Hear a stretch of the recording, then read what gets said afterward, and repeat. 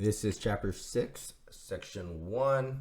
We are going to solve and determine how many solutions the system of linear equations have. Notice that these questions are all graphed, so all we have to do is determine the solution by graphing.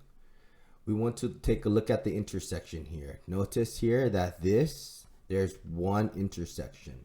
Because there is one intersection, that means we are going to have, as a result, one solution.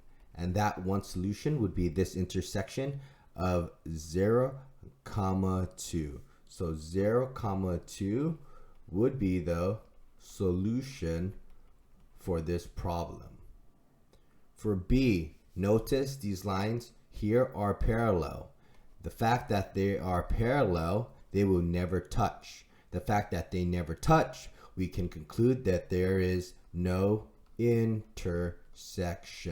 Because there is no intersection, we write no real solution. And then C, these two graphs are on top of each other. Because they're on top of each other, we can say that there is an infinite amount of intersections. And because there is an infinite amount of intersections, we conclude that there is an infinite number of solutions to this system.